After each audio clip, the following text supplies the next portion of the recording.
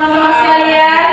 Alhamdulillah, luar biasa, Allahu Akbar. Alhamdulillah ya. Terima kasih kepada teman-teman yang sudah menyempatkan waktunya untuk kegiatan pada hari ini. Sebelumnya kami akan memperkenalkan diri terlebih dahulu. Perkenalkan, nama saya Rizky Maharani. Saya alumni dari BK Unsus Riau.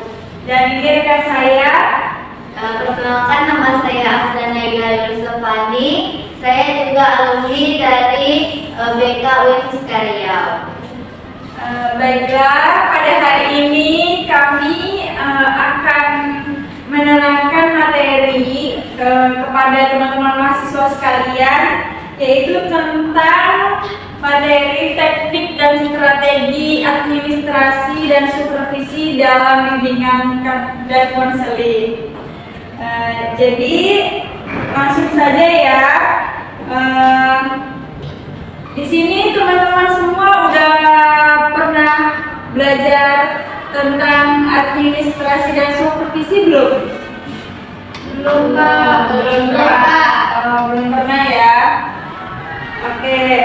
Jadi di sini kakak ingin menjelaskan terlebih dahulu bahwasannya administrasi itu adalah gimana kita melakukan perancangan untuk mendokumentasikan data-data yang kita kumpulkan untuk menyimpan data siswa, terus apapun tes atau keperluan-keperluan lain tentang dokumentasi dari klien kita atau siswa kita nanti. Sedangkan supervisi itu adalah kegiatan yang dilakukan oleh supervisor, yaitu untuk mengevaluasi kegiatan yang telah atau layanan yang kita lakukan di sekolah nanti. Oke, di sini lanjut. Saya akan menjelaskan tentang tekniknya nih, teknik dalam supervisi dan administrasi dalam bimbingan konseling. Yang pertama itu ada namanya teknik studi dokumen, di mana itu kita mengumpulkan dokumen-dokumen dan mengkaji untuk membuat program seperti program tahunan, program semester, RPL, terus jurnal layanan, laporan kegiatan, serta instrumen evaluasi. Terus itu tujuannya itu kita tuh agar bisa mengetahui bagaimana perencanaan layanan yang kita akan lakukan, terus pelaksanaan layanan BK itu, terus menilai administrasi yang ada di sekolah kita. Terus manfaat dari studi dokumen ini, itu yang pertama itu dapat mengidentifikasi kebutuhan dan pengembangan layanan BK. Yang kedua itu mengetahui kekuatan dan kelemahan dari suatu program. Yang ketiga itu menjadi dasar evaluasi layanan.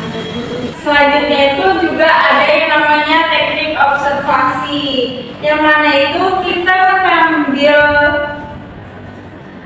atau mengamati pelaksanaan layanan BK itu secara langsung.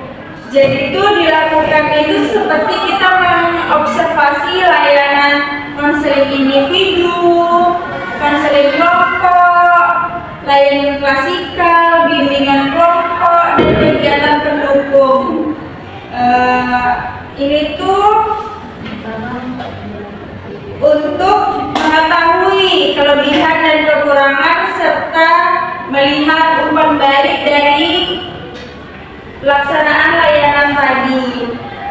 Yang ketiga itu ada teknik wawancara, di mana itu percakapan langsung antara supervisor dengan guru BK.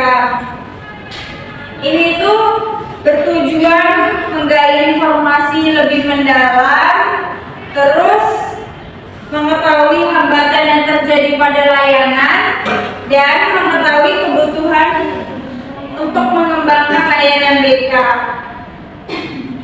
Yang terakhir itu tentang teknik diskusi.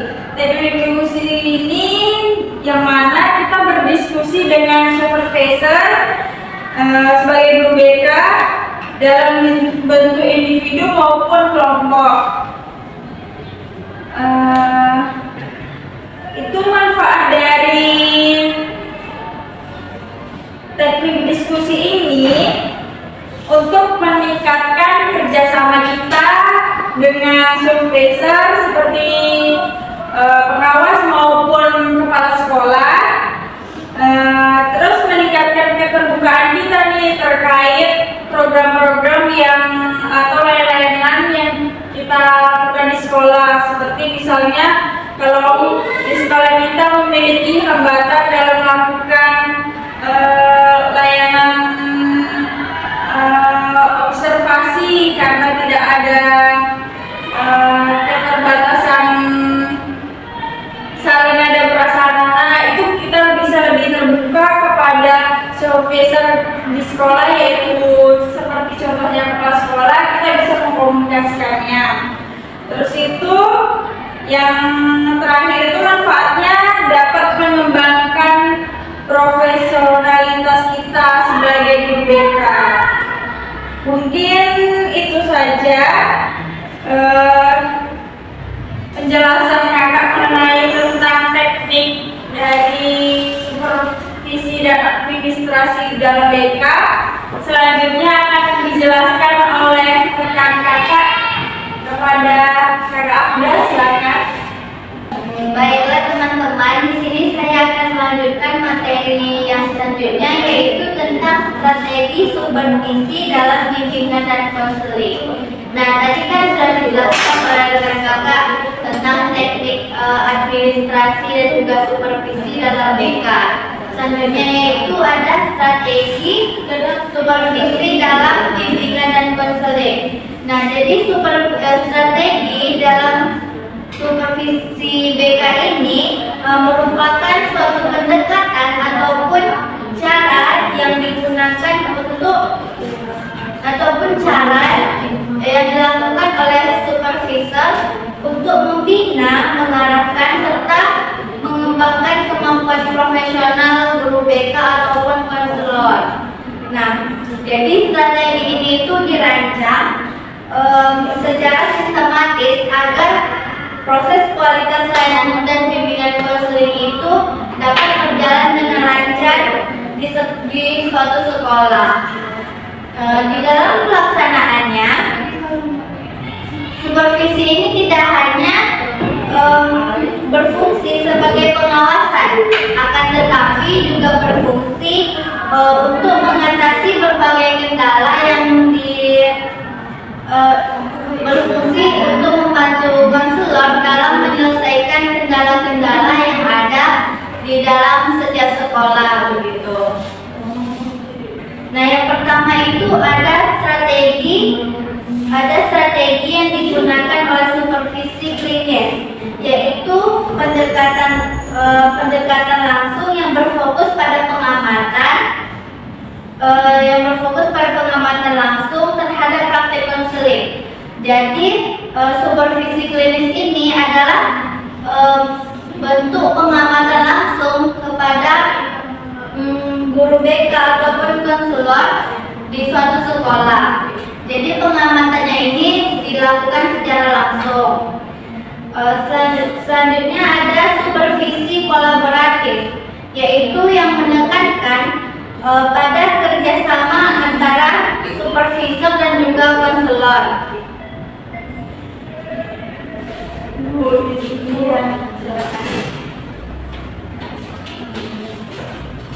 Baik, kita lanjutkan. Kan tadi ada strategi supervisi kolaboratif, yaitu menekankan pada kerjasama antar supervisor dan juga konselor sebagai mitra sejajar. Nah, jadi dalam strategi ini keduanya itu berdiskusi secara terbuka dan mengidentifikasi permasalahan dalam berbagai pengalaman mereka serta mencari solusi yang bersama. Jadi supervisi kolaboratif ini adalah kolaborasi antara guru BK dan juga supervisor dalam menyelesaikan masalah yang ada. Jadi di situ mereka jadi mitra bersama untuk menyelesaikan suatu permasalahan yang ada di sekolah gitu. Nah, selanjutnya itu ada strategi supervisi administratif. Nah, jadi strategi supervisi administratif ini berfokus pada penilaian terhadap kelengkapan dan keteraturan administrasi layanan BK di sekolah.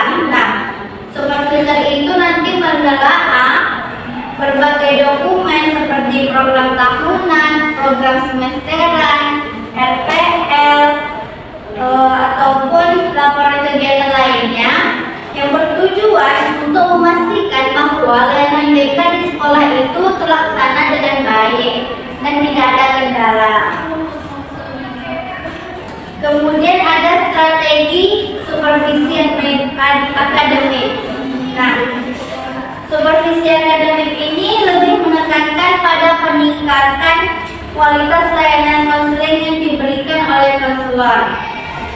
Nah, di dalam strategi ini, supervisor itu menilai kemampuan konselor dalam menerapkan teknik konseling. Seperti cara konselor itu berkomunikasi dengan klien, cara konselor itu memberikan layanan, apakah sudah sesuai dengan asas-asas yang ada ataupun teknik-teknik yang ada. Jadi supervisor itu menilai peningkatan. Jadi supervisor itu menilai konselor dari cara mereka memberikan layanan. Selanjutnya ada strategi supervisi pengembangan, yaitu pendekatan yang disesuaikan dengan tingkat pengalaman dan juga kemampuan seorang konselor. Nah, jadi seperti misalnya konselor pemula itu biasanya memerlukan bimbingan yang intensif, sedangkan konselor yang sudah berpengalaman mereka itu biasanya sudah mudah diarahkan, jadi tidak perlu lagi melakukan bimbingan intensif kepada supervisor gitu. Dan yang terakhir itu ada strategi supervisi reflektif. Nah, strategi supervisi reflektif ini yaitu mendorong konselor untuk melakukan evaluasi terhadap diri mereka, yaitu terhadap praktik yang telah mereka lakukan melalui kegiatan seperti menulis jurnal, refleksif, diskusi, dan juga analisis pengalaman. Nah, strategi ini itu bertujuan untuk meningkatkan kesadaran diri dan kemampuan berpikir kritis sehingga konselor mampu melakukan perbaikan secara mandiri.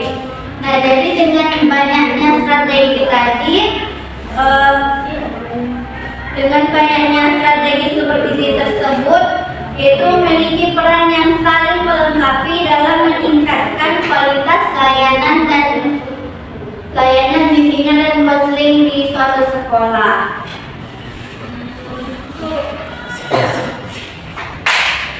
Mungkin hanya itu materi yang dapat kami sampaikan kepada adik-adik sekalian. Semoga bermanfaat untuk adik-adik untuk nanti kita terapkan di sekolah masing-masing setelah lulus dari DKPI Winsus kayak ini. Amin. Baiklah teman-teman semua, sebelum kami akhiri pertemuan kita pada hari ini, jadi kami ingin meminta teman-teman untuk memberikan kesan dan juga pesan terhadap kegiatan kita pada hari ini. Siapa yang kira-kira yang ingin memberikan kesan dan juga pesannya? Silakan angkat tangannya. Baik, silakan, siapa namanya? Putri, Bu. Oke, silakan. Kesan dan pesan saya di kegiatan ini, pertama kesannya itu happy ya, Bu. Nah, dimana bisa nambah wawasan gitu. Nah, apa itu administrasi, supervisi, gitu ya, Bu. Kalau untuk pesannya, semoga kakak-kakak tetap bisa tetap bisa mengembangkan ilmunya, bisa tetap men-share ilmunya ke kami-kami yang masih mahasiswa ini. Baik, terima kasih ya. Siapa namanya? Putri ya? Oh iya, terima kasih ya Putri. Baiklah, satu lagi kakak minta dek pesan dan kesannya. Saya Kak, Iya.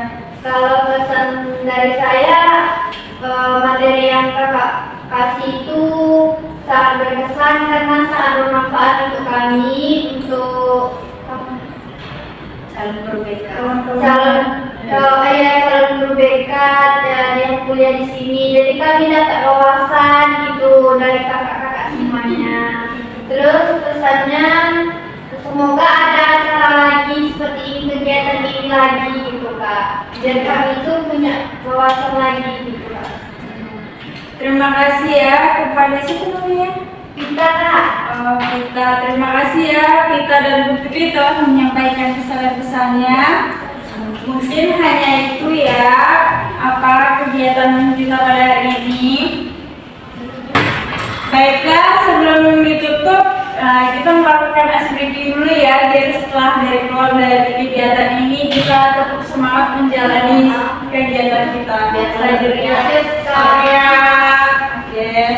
Jadi rulesnya itu setiap nanti kakak bakal bilang tepuk satu, kita natuknya satu kali, terus kalau dua kali, kalau tiga kali, kalau banyak tak terhingga ya. Oke Kak. Oke, kita mulai aja ya. Tepuk satu, tepuk satu, tepuk dua, tepuk